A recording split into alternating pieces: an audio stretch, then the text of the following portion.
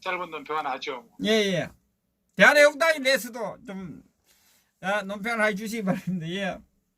예, 제가 조금 전에 들어온 소식 하나 예, 전해드리겠습니다. 예, 예. 그 독일 정부가 후쿠시마 원전 사고 이후에 그 자국에서 운전 중인 그 원자력 발전소 17기를 2022년인가 아마 그 가동을 중단하겠다는 그런 계획을 세웠었지 않습니까? 예, 예. 그래서 아마 독일은 매년 그 신재생 에너지 분야에 평균 그 360억 유로, 이거 아마 우리 돈으로 환산하게 되게 되면은 42조 원 정도가 되는 거금을 투자하고 있는데, 이제 와서 생각해 보니까 이 독일 정부의 탈원전 정책이 실패했다는 그런 평가가 나왔다는 거예요. 예, 예. 예, 그래서 그것은 그 첫째로 전기 요금이 그 엄청난 상승으로 이어졌기 때문이고, 지금 현재 그 독일의 가정용 전기 요금이 그러니까 그 2010년이니까 이후부터 지금까지 무려 그 25% 정도가 상승했다고 하니까 아마 그 지금 현재 그 독일 국민들의 불만이 날로 커지고 있다고 지금 전해지고 있습니다. 예. 또 이것이 이제 또 산업에 그 영향을 미치는 것을 고려해 보게 되면은 그 여파가 만만치 않을 것으로 이렇게 보여집니다. 예, 예. 요즘에 그 미국을 그 비롯해 가지고 그 원전계는 그 원전의 그 안전성 이런 거를 그 강조하면서 원전 수명을 80년으로 하자고 이렇게 신규 제도를 작성 중에 있는 것으로 알고 있습니다. 예, 예. 근데 이 문재인의 그 무식한 탈원전은 경제를 망조로 만들려는 저희가 깔려 있고, 그리고 또 환경단체에 돈을 벌어주기 위한 그런 술책일 수도 있다는 거죠. 예. 그러니까 환경단체는 이미 많은 돈을 벌어준 것은 또 사실이지 않습니까? 예, 예. 근데 이 문재인 씨, 지금 중국산 솔라 패널로 전국이 지금 망가지고 있다는 거예요. 예, 예.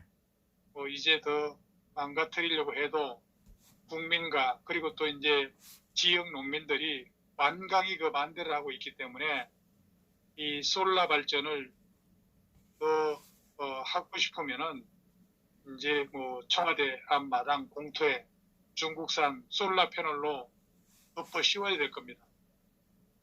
지금이라도 이 문재인 씨는 에너지 대란이 오기 전에 원전 가동을 허락해야 할 겁니다. 이 원전의 수출기를 막고 원전 개통으로 의식주를 해결하는 원전 관계 그 기업인들하고 기술자들 일자리 그 살려줘야 하지 않겠습니까? 예. 그런데 이 한쪽으로는 세금으로 일자리 만들고 또 다른 한쪽으로는 폐원전 그 경제농단으로 일자리를 죽이고 있습니다. 너무 그 문재인이 시행하는 일은 하는 집마다 쪽쪽 망가지는 행동뿐입니다. 정말 그 경험해보지 않은 나라에 가속 페달을 밟고 있는 거죠. 예. 이 대한민국의 실패는 뺄갱이들의 성공이라고 할 수가 있습니다.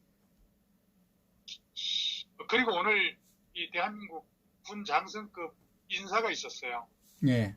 소위 그 군견을 또 바꾸는가라는 그런 비아냥이 들 정도가 아니었나 생각이 됩니다. 이 어려운 시대에 정치에 휘둘려 진정한 무인으로서 본연의 임무를 수행해주지 못하는 그 군인 정신이 결여된 똥별들에 대한 국민의 질타라고 저는 생각을 합니다. 이미 오래전부터 군은 아버지를 아버지라고 부르지 못했던 홍길동 처지가 됐다고들 하는데, 사실 홍길동은 정의의 화신이었습니다. 지금 한국군이 정의를 논할 처지가 되지 못한 지 해를 거듭하고 있습니다. 대한민국 창군 이래 이렇게 비루한 삶을 사는 군을 정말 본 적이 없습니다. 한국군이 가장 정의로웠던 그런 때는 5.16 혁명이 아니었을까요?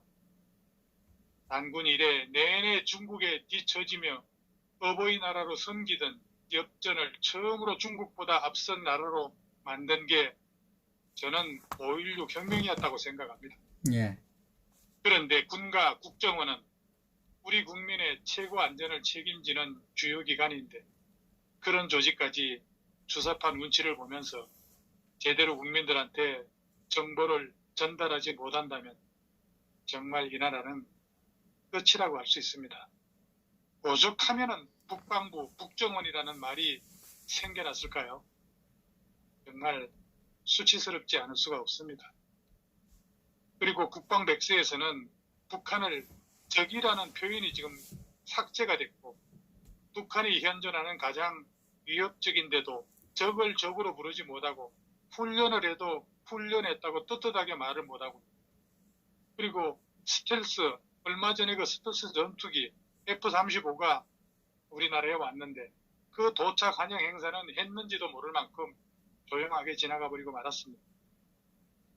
뿐만 아니라 최근 들어 북한이 일거수일투족을 비판해도 이놈의 대한민국 국군은 아무 말도 하지 않았고 급기야 누가 봐도 엊그제 그 원산에서 쏜 게 탄도 미사일인데 미사일이라 말하지 못하는 상황까지 왔습니다.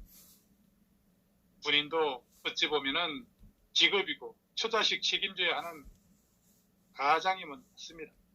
그러나 별을 3개, 4개씩 단 군인들은 잘못된 현실에 대해서 이런 방구 한마디 없는 것이 참으로 안타깝고 애석할 뿐이죠. 세상에 155마일 휴전선에 수백만 명의 군인들이 총칼을 맞대고 있음에도 불구하고 북한이 적이 아니다라니 이거 참 어이없고 한심스럽습니다. 군인의 피가 한 방울이라도 남아있다면 방해하고 잘못되었다고 강변해야 군을 가볍게 보지 못할 거 아니겠어요? 예. 지금 죽는 것이 아니고 사는 것이 아니라는 걸 잘 새겨보기 바랍니다. 군대가 정치에 휘둘리고 결국 군인다운 군인들은 중간에 모두 잘려나가고 오로지 진급과 출세에 눈먼 군인들만 남겨놓은 오늘의 결과 국방부가 국가 아니라는 본업에 대한 임무를 망각해가고 있습니다. 장군들이 국민의 비방과 조롱을 받고 예전과 달리 별을 보고도 비웃음치게 만든 군대 지휘부가 대호각성하고 군인단 목소리를 내는 거 해야 내야 하지 않겠습니까? 예. 그리고 뭐 신형 전술 유도 무기 이런 말이 나왔는데 기존의 이 미사일 개념보다도 더 무서운 무기인 이게.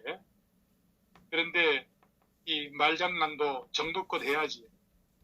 똥을 변이라고 하면 본질이 달라집니까? 그것이 미사일이든 뭐든 서울 상공에 날아오면은 맞아 죽는 것은 똑같은 겁니다. 신형은 별 신경 안 써도 된다는 듯한 그런 태도는 이거야말로 대국민 사기로 볼 수밖에 없는 겁니다. 이거 정권 바뀌면 이와 관련한 군 관계자들 전부 책임을 물어야 할 겁니다. 6.25도 설마 했는데 휴일 아침에 터졌고 연평 예전 때도 월드컵 열리는데 설마 하다가 터졌습니다. 1910년에 경술국치 한일합방도 국왕을 비롯한 지도층의 설마 때문이었고 임진왜란도 국왕의 설마 때문에 발생했습니다. 도대체가 우리는 역사에서 뭘 배웠는지 설마가 사람 잡는다고 했고 이거 옛말은 틀리지 않았습니다. 근데 이 정권의 문설마가 대한민국을 잡아 죽이려 하고 있는데 야놈의 바보 같은 대한민국 국부는 변경론이라 하는 그런 존재로 타락해 가고 있습니다. 전쟁에 대비할 줄 아는 장군은 없고 출퇴근만 할 줄 아는 똥별만이 있기 때문입니다.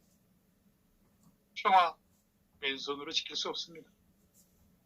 전쟁 옆에 평화가 있고 자유가 있을 뿐입니다. 자유 없는 평화는 노예의 길인데 전쟁이 무서워 노예가 된다면 이 조국 누가 지킬 겁니까?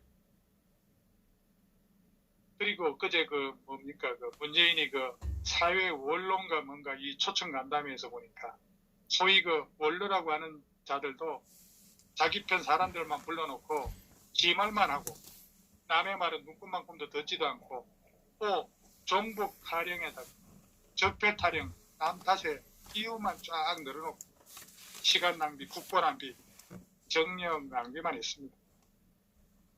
그렇게 종북 좌파가 싫고 뺄갱이가 싫으면 안 하면 되지.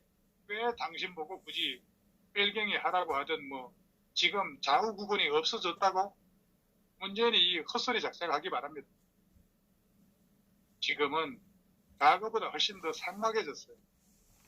당신네들 국회들 동원해서 난장판 만들어가지고 뭐 패스트 트랙인가 날치기인가 뭔가 유신 독재적으로 밀어붙인 독재자 몇 명만 하고 있는 꼬라지 보니까 정말 역대급 아까파 정권답습니다. 그리고 문재인 씨 뭐라고 했죠? 국정농단이나 사법농단이 사실이라면 그것은 아주 심각하게 반헌법적이기 때문에 그 부분은 타협하기 쉽지 않다 뭐 이렇게 얘기를 했습니다. 자기들이 국정농단이니 사법농단이니 레떼르를 붙여 2년간 실컷 두들겨 패면서 갖고 놀다가 이제 와서 사실이라면 이게 변호사 출신이 할 소리입니까? 거기다가 또 살아 움직이는 수사라서 정부가 통제할 수 없다고 했죠. 이 정치적 견해 차이 때문에 죽어있던 것을 자기들이 도마 위에 올려놓고는 나는 아닌데 쟤들 때문에 시기라니 어이가 없는 거죠. 그러면서 진보 보수의 낡은 프레임을 없애겠다고 했습니다. 종북 좌파가 위협적인 프레임이라고 한다면 그것은 문재인 스스로 그 프레임에 갇혀 있다는 그런 말이 됩니다. 이 문정권의 북한에 대한 정책은 친북이 아닌 조공북에 더 가깝다고 할 수 있습니다. 오지랖 소리를 들어도 말도 못하고 거짓말과 제멋대로 약속 파기하는 북한 김정은을 도와주지 못해 안다라는 것은 본인 스스로 종북주의에서 자유롭지 못하다는 증거 아니겠습니까? 안보를 튼튼히 하고 시장 경제를 살리고 적폐청산이라는 이름으로 상대방 죽이기에서 벗어나고 국민 통합과 화합을 이루고 김정은에게 당당히 요구할 거 요구하고 줄 것을 줘야지. 그래야 온 국민이 당신을 그나마도 지도자라고 봐주지 않겠어요? 자신의 무능을 인정하지 않고 끝까지 지 고집으로 나가겠다고 하면 결국 국민이 심판할 수밖에 다른 도리가 없는 겁니다. 남의 탓하기 전에 지 아들 문준영이 채용 비리 적폐, 문다혜 벼락 이민 적폐, 손혜원이 적폐, 박영선 적폐, 박원순이 군 면제 적폐, 불법 민간인 사찰 적폐, 공무원 불법 핸드폰 사찰 적폐, 이해찬이 5.18 유공자 적폐, 표창원이 우리 대통령 성희롱 적폐, 공영방송 불법 장악 적폐, 김경수 문재인 대선 불법 여론 조작 적폐, 그리고 마누라 김종숙 대통령 1호기 불법 사용 적폐, 공공기관 불법으로 북한산 석탄 수입 적폐, 무려 2년 만에 나라 경제 말아먹은 적폐, 공공기관 낙하산 인사 적폐, 문체부 인사 퇴직 압력 적폐, 원전 폐기하고 공사 중단 적폐, 그리고 일본, 미국 이런 동맹국가의 불화 조성 적폐, 대국민 약속인 공약의 대부분을 지키지 않은 적폐, 이루 다 말할 수가 없습니다. 국민이 원하는 적폐 청산을 먼저 실행하고 언급함이 마땅하다고 볼 수 있습니다. 근데 이 와중에 보니까 김현철이 통일부 장관이 내일 개선을 간다고. 아마 뭐 뻔한 거 아니겠습니까? 대북 지원하고 개성공단 금강산 관광 재개하러 가는 북한이 미사일 발사를 했다고 해서 그 격려하러 가는 건지 정말 한 번도 경험해보지 않은 참 이상한 나라가 되어가고 있습니다. 대한민국 경제 12강국을 만들 때까지 걸림돌이 되고 반대만 했던 놈들이 지금은 저들이 나라를 일으킨 양 날뛰는 모습이 가소롭기 짝이 없습니다. 여기까지 하겠습니다.